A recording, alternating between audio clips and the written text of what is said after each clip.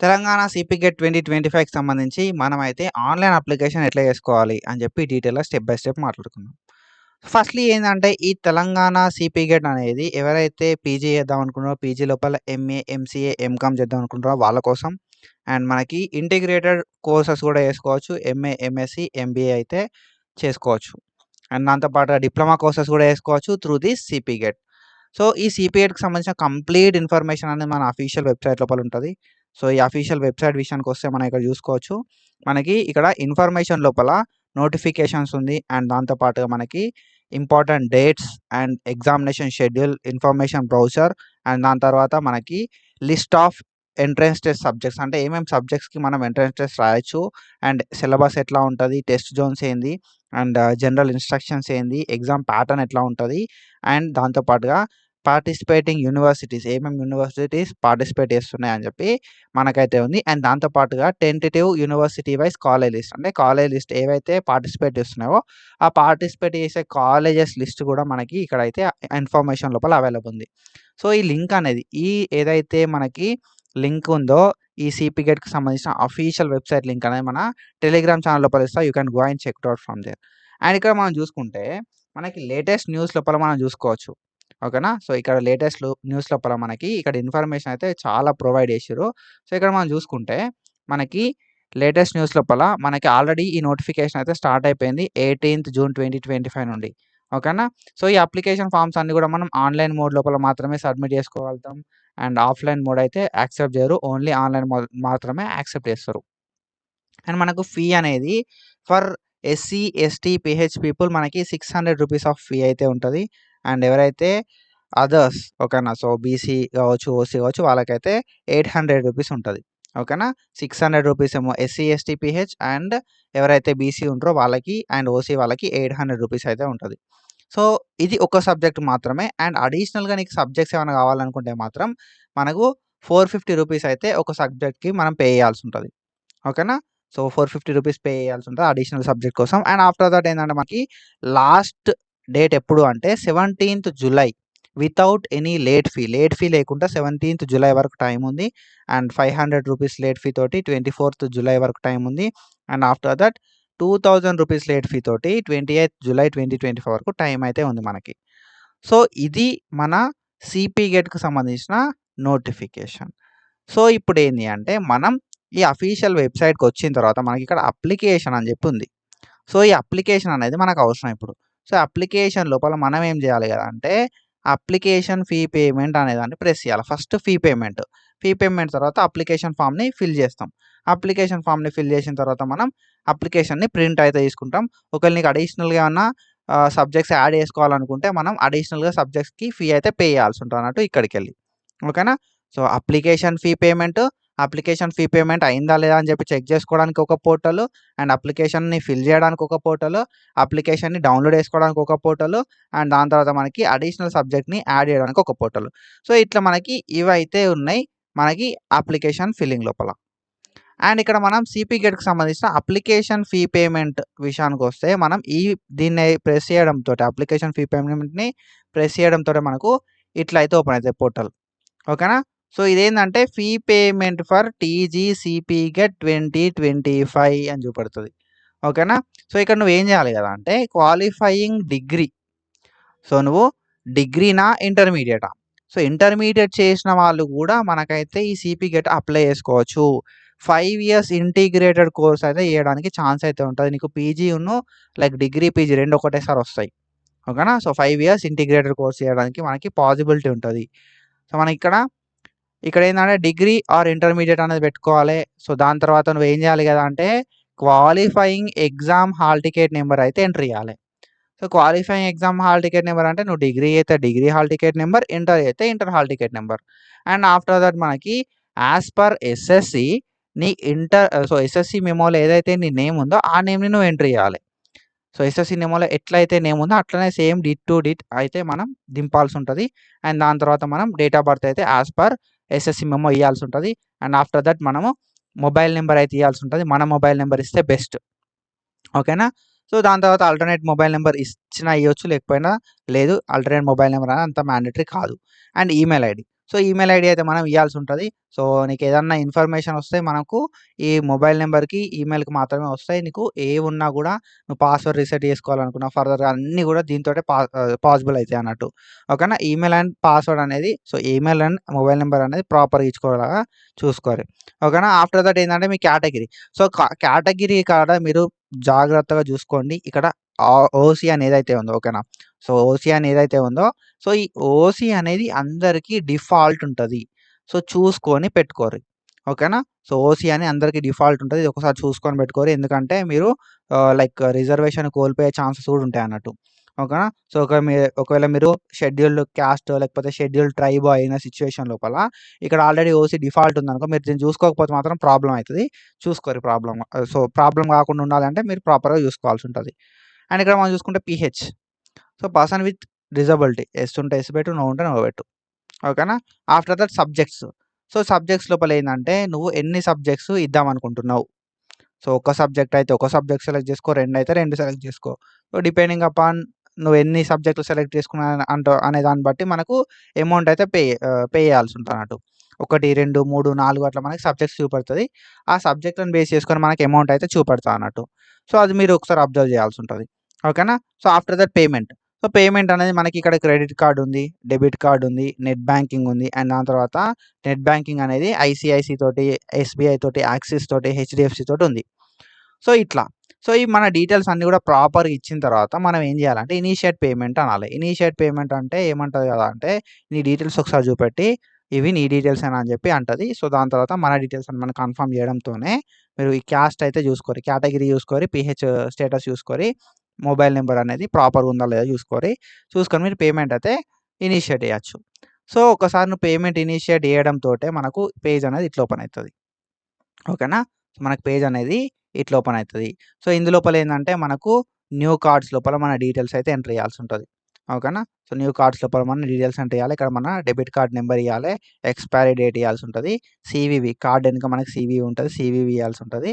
And ఇక్కడ మన name అయితే ఇచ్చి మేక్ పేమెంట్ అనాలే. మేక్ పేమెంట్ అనుడుతోటే మనకు పేమెంట్ అయితే ఇనిషియేట్ అయితది. పేమెంట్ అయితే కంప్లీట్ అయితది. మనకు మొబైల్ నంబర్‌కి ఒక ఓటీపీ వస్తది. అండ్ హై సెక్యూరిటీ కోడ్ అంటాం దాన్ని. ఆ ఓటీపీని ఎంటర్ చేసుడుతోటే మనకు పేమెంట్ అయితే అయిపోతది. ఓకేనా? సో, ఇక్కడ మీకు మీ నేమ్ ఓకేనా? సో, ఇక్కడ మీది మీ నేమ్ అండ్ మీ మొబైల్ నంబర్ అయితే వస్తాయన్నట్టు. మీ డీటెయిల్స్ అనేవి ఇక్కడ చూపెడతది. సో, నీయేనా కాదా అని జెప్పి.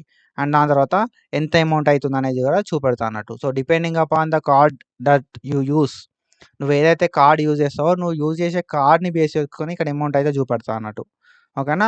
సో, టాక్సెస్ అనేది అట్లా ఉంటాయి. సో, బేసిక్ అమౌంట్ ఎంత అంటే సో, ఇంతే బేసిక్ అమౌంట్ అనేది 600 రూపీసే. 600 rupees for SC, ST and 800 rupees for BC or others. And నువ్వు సబ్జెక్ట్‌లు సెలెక్ట్ చేసుకునే దాన్ని బట్టి అమౌంట్ అయితే చూపెడతదిక్కడ. ఓకేనా? సో, దాంతో పాటుగా నువ్వు యూజ్ చేసే కార్డ్ గూడా మనకు ఎఫెక్ట్ చూపెడతదన్నట్టు. ఓకేనా? నువ్వు యూజ్ చేసే కార్డ్‌ని బట్టి గూడా మనకి అమౌంట్ అయితే ఎక్కువ చూపెడతది. సో, ఇట్లా మనం మన పేమెంట్ ప్రాసెస్‌ని కంప్లీట్ చేసుకుంటాం. సో, పేమెంట్ ఒకసారి కంప్లీట్ అయిపోయినంక మనం ఏం చేస్తాం గదా! అంటే మన అప్లికేషన్ ఫీ పేమెంట్ స్టేటస్‌ని చూత్తాం.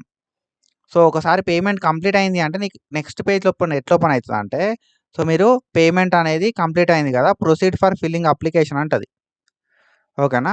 సో, అప్లికేషన్ ఫిల్ చేయడానికి ప్రొసీడ్ కమ్మంటామా అని చెప్పి అంటది.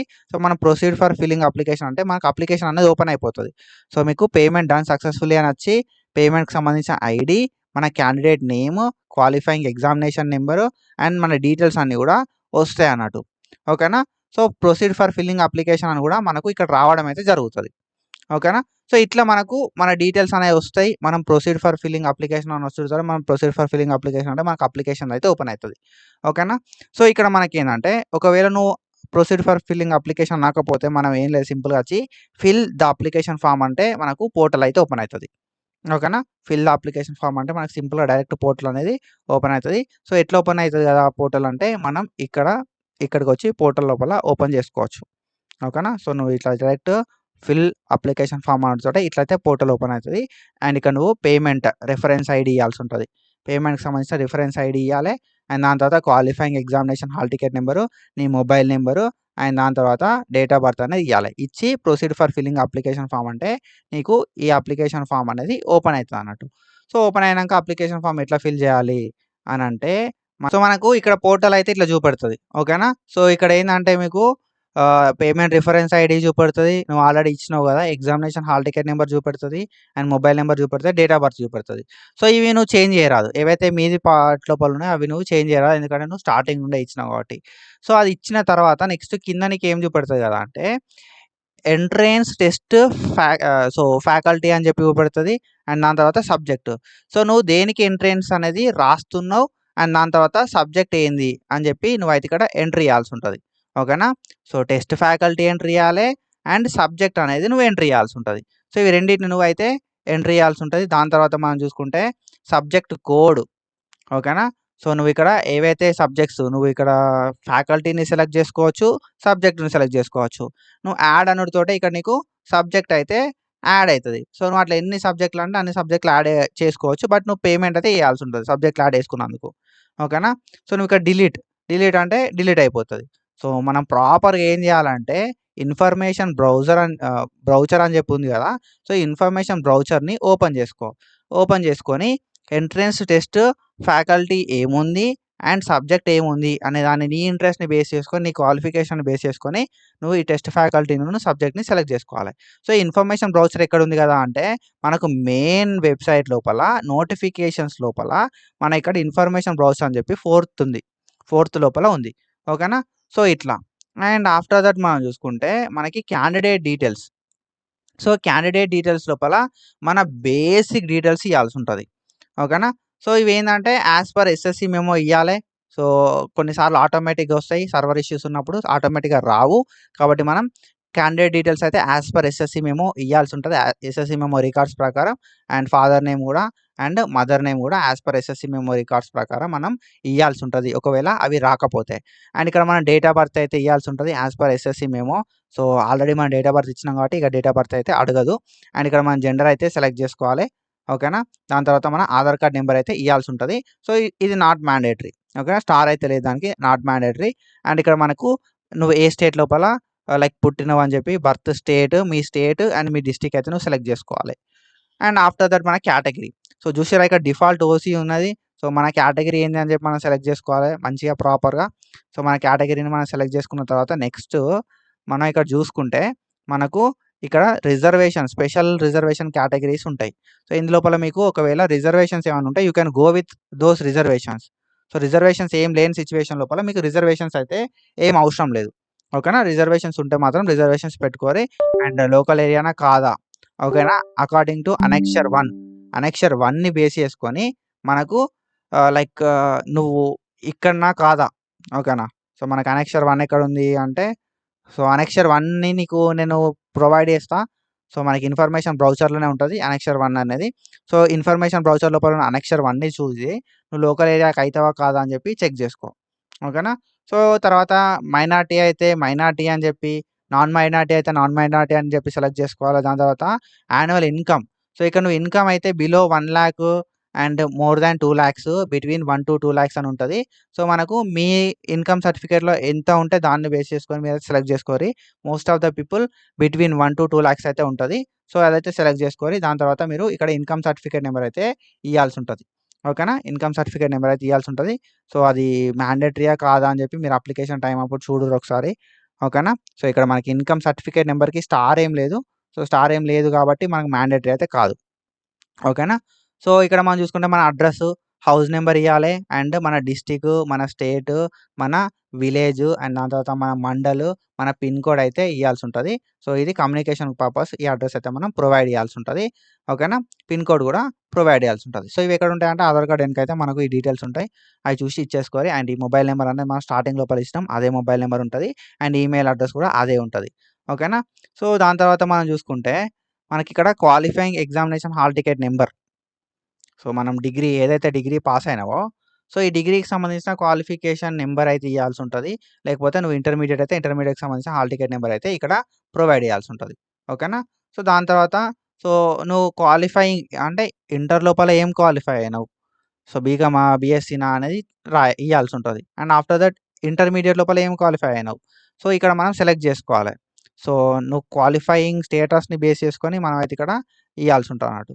అండ్ ఆఫ్టర్ దట్ ఏందంటే సో, మనకి name of the institute or university మీ కాలేజ్ పేరేంది? సో, మీ కాలేజ్ అనేది ఏ యూనివర్సిటీ అండర్ లోపల ఉంది. మీ కాలేజ్ పేరేంది?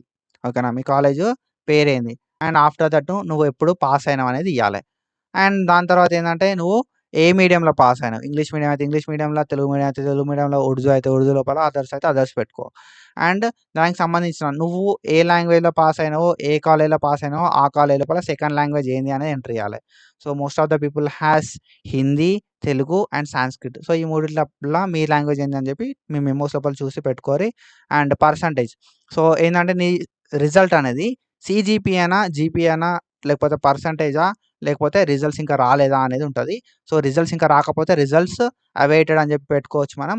అండ్ ఇక్కడ మీకు పర్సెంటేజ్ అయితే ఇచ్చుకోవచ్చు. ఓకేనా? సో, ఎంత పర్సెంట్ వచ్చింది రిజల్ట్స్ అని చెప్పి. సో, ఇది. అండ్ రిజల్ట్స్ అవైటెడ్ అని పెట్టినప్పుడు మీకు పర్సెంటేజ్ ఏమి అడగది. సో, అది ఒకటి.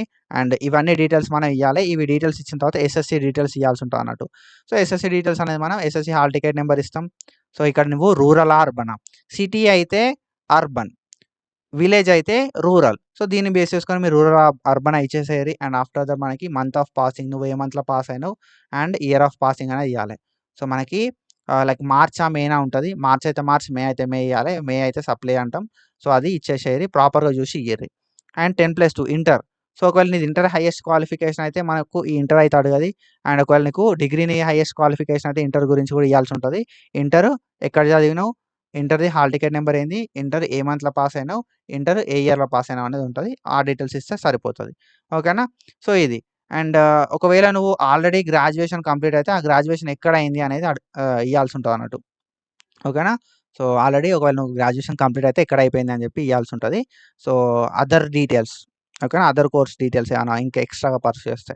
తర్వాత ఏంది కదా అంటే నీ ఎడ్యుకేషన్ డీటెయిల్స్ అడుగుతది. సో, ఇదంతా మ్యాండేటరీ గాదు. మనం ఇది ఇయ్యకపోయినా గూడా అప్లికేషన్ అనేది తీసుకుంటది. కాబట్టి మీరు ఇస్తారా? ఇయ్యరా? అనేది మీ ఇష్టం. ఇక్కడేందంటే మనకు లైక్ నైన్త్ క్లాస్ ఎక్కడ చదివినావు? 10థ్. So, ninth class academic year and ఎక్కడ చదివినావు? అండ్ ఏ స్టేట్‌లో చదివినావు? ఏ డిస్ట్రిక్ట్‌లో చదివినావు? ఓకేనా? సో, ఇది మన డీటెయిల్స్ అయితే మనం సెలెక్ట్ జేసుకోవాల్సి ఉంటది. అకాడమిక్ ఇయర్‌కి సంబంధించి 10థ్ క్లాస్ గూడా అంతే. అండ్ ఆఫ్టర్ దట్ ఇంటర్మీడియేట్ గూడా అంతే. అండ్ ఇంటర్మీడియేట్ సెకండ్ ఇయర్ గూడా అంతే. ఆఫ్టర్ దట్ మనకు డిగ్రీ గూడా మనం 3 ఇయర్స్ ఎక్కడెక్కడ చదివినాం అనేది లైక్ డీటెయిల్స్ అనేది ఇయ్యాల్సి ఉంటదన్నట్టు. ఎక్కడెక్కడ చదివినావు? ఓకేనా? సో, మనకు లైక్ ఏ కాలేజ్ లోపల చదివినావు? ఏ ఇయర్ నుండి ఏ ఇయర్ చదివినావు అనేది ఇయ్యాల్సి ఉంటది. అకాడమిక్ ఇయర్స్ అన్నది. సో, ఇట్లా మన ఎడ్యుకేషన్ డీటెయిల్స్ అనేది మనం ప్రాపర్‌గా ఇయ్యాల్సి ఉంటది. ఓకేనా? సో, మన ఎడ్యుకేషన్ డీటెయిల్స్ ఇచ్చిన తర్వాత మనం టెస్ట్ ప్రిఫరెన్సెస్ పెట్టుకోవాలి. సో, ఇందులోపల టెస్ట్ ప్రిఫరెన్స్ లోపల మనం చూసుకుంటే ఇక్కడ మనకి లైక్ టెస్ట్ జోన్స్ అనేది మనకి ఇక్కడ ప్రొవైడ్ చేసిర్రు. ఓకేనా? ఎక్కడెక్కడ టెస్ట్ అయితదని చెప్పి. సో, ఈ టెస్ట్ జోన్స్ కూడా ఒకసారి ఇక్కడ చూసుకుంటే టెస్ట్ జోన్స్ ఉన్నది. ఆ టెస్ట్ జోన్స్ అనేది మనం అఫీషియల్ ఇన్ఫర్మేషన్ లోపల అఫీషియల్ వెబ్‌సైట్ ఇన్ఫర్మేషన్‌కెళ్ళి చెక్ చేసుకోవచ్చు. సో, అది చూసుకొని మీరు పెట్టుకోరి. మనం 4 ప్రిఫరెన్స్‌లు అయితే పెట్టుకోవాల్సి ఉంటది. సో, మీకు దగ్గరున్న సిటీస్ పెట్టుకుంటే బెస్ట్. ఓకేనా? సో, దగ్గరున్నయి మనకు పెట్టుకుంటే చాలా బావుంటది. అండ్ ఆఫ్టర్ దట్ మనం ఫోటో అయితే అప్‌లోడ్ చేయాల్సి ఉంటది. అండ్ సిగ్నేచర్ కూడా అప్‌లోడ్ చేయాల్సి ఉంటది. ఫోటో అనేది less than 50 KB and signature అనేది లెస్ థాన్ 30 కేబీ ఉండాల్సి ఉంటది. జేపీఈజీ ఆర్ జేపీజీ ఫార్మాట్‌లో ఉండాల్సి ఉంటదన్నట్టు. సో, ఇవన్నీ ఇచ్చిన తర్వాత ఏం చేయాలి కదంటే మనం ఈడొక టిక్కేసేసి మనం ఇక్కడ ప్రివ్యూ అండ్ సబ్మిట్ అని చెప్పి ఒక ఆప్షన్ కనబడుతది మనకి. సో, ప్రివ్యూ అండ్ సబ్మిట్ దాని మీద ప్రెస్ చేయాలి. సో, మన డీటెయిల్స్ మనం ఏమేమి డీటెయిల్స్ ఇచ్చినామో ఆ డీటెయిల్స్ అన్నీ ఒకసారి చూపెడతది. సో, అవన్నీ ఒకసారి చూసుకో. ఓకేనా? ఈ డీటెయిల్స్ అన్నీ కూడా ఒకసారి చూపెడతది. అవన్నీ ఒకసారి చూడు. ప్రాపర్‌గా ఇచ్చినావా లేదా అని చెప్పి చూసుకో. ఒకసారి ప్రాపర్‌గా ఇచ్చినావా అని చెప్పి ఒక క్లారిటీ వచ్చిన తర్వాత నువ్వేం చేస్తావు కదా అంటే ఇక్కడ కింద మళ్ళా మనకి కన్ఫర్మ్ ఆర్ ఫ్రీజ్ అని చెప్పి ఉంటది. ఆ కన్ఫర్మ్ ఆర్ ఫ్రీజ్‌ని ప్రెస్ చెయి. సో, కన్ఫర్మ్ ఆర్ ఫ్రీజ్ అనుడుతోటి నీకు ఫ్రీజ్ అయిపోతది. ఓకేనా? సో, కన్ఫర్మ్ ఆర్ ఫ్రీజ్ అనుడుతోటే ఫ్రీజ్ అయిపోతది. సో, మనకి అక్కడ కన్ఫర్మేషన్ అనేది అయిపోతదన్నట్టు. సో, నీకిక్కడ ఏందంటే మళ్ళా your application is submitted successfully అంటది. సక్సెస్‌ఫుల్లీ అని చెప్పి నీకు రిజిస్ట్రేషన్ నంబర్ అని వస్తది. ఈ రిజిస్ట్రేషన్ నంబర్‌ని స్క్రీన్‌షాట్ తీసుకో. తీసుకొని ప్రింట్ అప్లికేషన్ అని చెప్పి అను. సో, ప్రింట్ అప్లికేషన్ అనుడుతోటి నీకు ఎట్లా కనబడుతది అంటే ఇట్లా అయితే వస్తదన్నట్టు. ఓకేనా? సో, ఇక్కడ ప్రింట్ అప్లికేషన్ లోపల నీ డీటెయిల్స్ అయితే ఇట్లొస్తాయి. సో, అన్ని డీటెయిల్స్ అయితే వస్తాయి. ఫర్దర్‌గా నువ్వు ఏ కేటగరీ పెట్టినావు అనేది కూడా దీనిలో చూపెడతది. సో, అట్లా. ఓకేనా? సో, మీరు ఫీ అప్పుడే జాగ్రత్త పడాల్సుంటది. సో, కేటగరీ మారితే ఫీ ఎక్కువైతది. ఒకసారి చూసుకోరి. అండ్ ఇక్కడ మనకు సంబంధించిన రిజిస్ట్రేషన్ నంబర్ ఇస్తారు. మన ఫోటో, మన సిగ్నేచరు అండ్ ఇక్కడ మనకి క్యూఆర్ కోడ్ అయితే ఇస్తారు. మన డీటెయిల్స్ అన్నీ ఉంటాయన్నట్టు ఇందులోపల. సో, ఇట్లా మనకు ఈ డీటెయిల్స్ అయితే వస్తాయి after successfully submitting our application. So, ఇక్కడ నీకు ఫీ పేమెంట్ ఐడీ గూడా జనరేట్ అయితది. నువ్వు ఎంత అమౌంట్ పే చేసినావు అనేది కూడా జనరేట్ అయితది. సో, ఇది ఒకసారి నువ్వు ప్రింట్ అని చెప్పి ప్రింట్ అనుడుతోటే ప్రింట్ అయితది. నువ్వు దగ్గర పెట్టుకోవాలి దీన్ని పీడీఎఫ్ ఫార్మాట్ లోపల. నీ ఎగ్జామినేషన్ అయిపోయినా కూడా కౌన్సెలింగ్ అయిపోయేంత వరకు ఈ పేజ్ అనేది నీకు యూజ్ అయితది. ఓకేనా? So, without this page you can't login into website. So, registration నంబర్‌లు ఇవన్నీ కూడా దీనిలోపలే ఉంటాయి కాబట్టి నువ్వు లాగిన్ కావడానికి ఛాన్స్ ఉండదు కాబట్టి సో, ఈ పేజ్‌ని మీరు దగ్గర పెట్టుకోరి. సో, ఇట్లా మన అప్లికేషన్‌ని మనం కంప్లీట్ చేసుకోవచ్చు. సో, ఒకవేళ నీకు అప్లికేషన్స్ లోపల నువ్వు ఎక్కడ ఆగిపోయినా కూడా ఇక్కడికొచ్చి నీ అప్లికేషన్‌ని కంప్లీట్ చేసుకోవచ్చు. సో, నువ్వు అప్లికేషన్ ఫార్మ్‌ని ఫిల్ చేయొచ్చు. అప్లికేషన్ ఫార్మ్‌ని ప్రింట్ చేసుకోవచ్చు. ఫీ పేమెంట్ చేసిన తర్వాత ఫీ పేమెంట్ స్టేటస్‌ని తెలుసుకోవచ్చు. ఒకవేళ నువ్వు సబ్జెక్ట్‌ని అడిషనల్‌గా యాడ్ చేసుకోవాలనుకున్నా కూడా యాడ్ చేసుకోవచ్చు. సో, ఈ అఫీషియల్ వెబ్‌సైట్ లింక్ అనేది మన టెలిగ్రామ్‌లో ఇస్తా ఒకసారి చెక్ చేయి. So, that's it guys and follow for more content. Thank you so much. Signing off.